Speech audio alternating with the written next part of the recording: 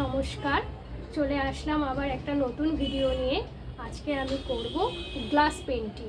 তার জন্য নিয়েছি আমি এই বোতলটা এবং আর কি কি লাগবে আমি এগুলো সব একটার পর একটা আপনাদেরকে দেখাবো।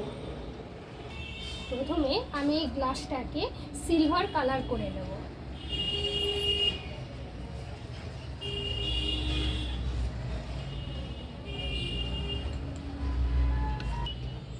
পুরো বোতলটার মধ্যে চারপাশে সিলভার কালার করে দিয়েছি। এটা আমি একটা কোট মারলাম, এরপরে এটাকে শুকিয়ে গেলে পরে এর উপরে আবার এই কালারটাকে দিতে হবে। তাতে কি হবে, এই যে গ্লাসের যে এখনও ট্রান্সপারেন্ট জিনিসটা দেখা যাচ্ছে, এরপরে যদি আরও একটা কি দুটো কোট দেওয়া হয় তাহলে এটা মোটাও হয়ে যাবে কালার দিয়ে, তাতে ভিতরের কাচের এটা দেখা যাবে না।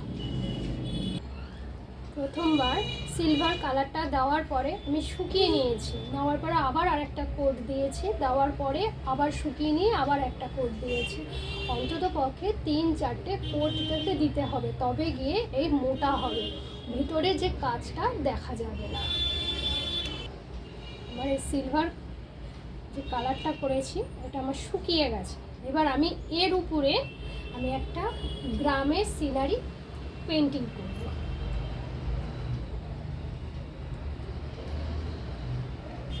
আমার লাগবে এখানে একটা 0 পাওয়ারের তুলি, আর নিয়েছি আমি রেড কালারের ফেব্রিক।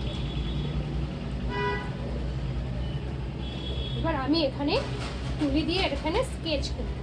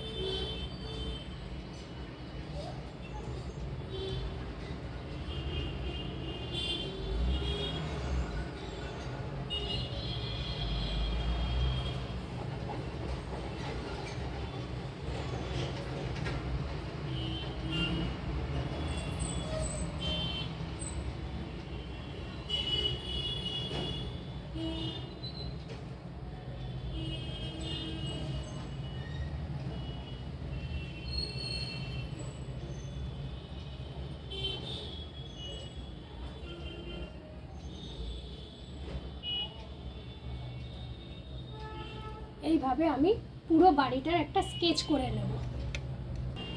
এই দেখুন,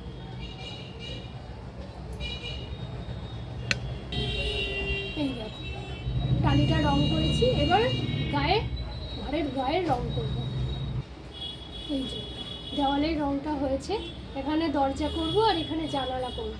তবে রং করার সময় একটা জিনিস মনে রাখতে হবে, একটা রং শুকিয়ে গেলে তারপরে কিন্তু আরেকটা রং করতে হবে এবং কিছুটা শেডের মতন করেও আনতে হবে।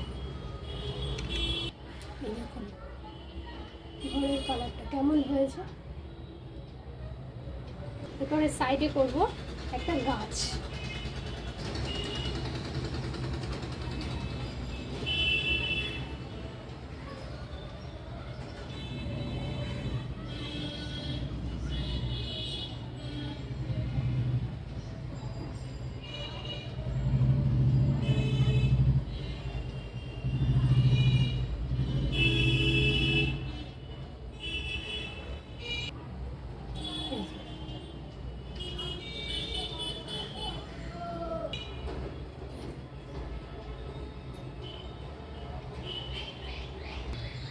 এবার এই যে এখানে মাঠের জায়গাটা কালার করছি।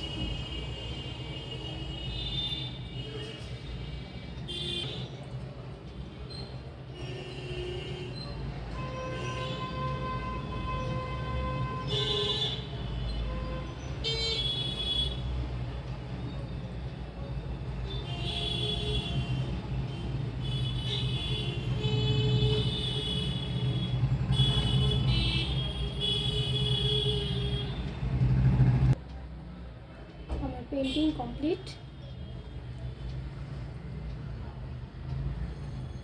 এবার আমি একটু ডেকোরেশন করব।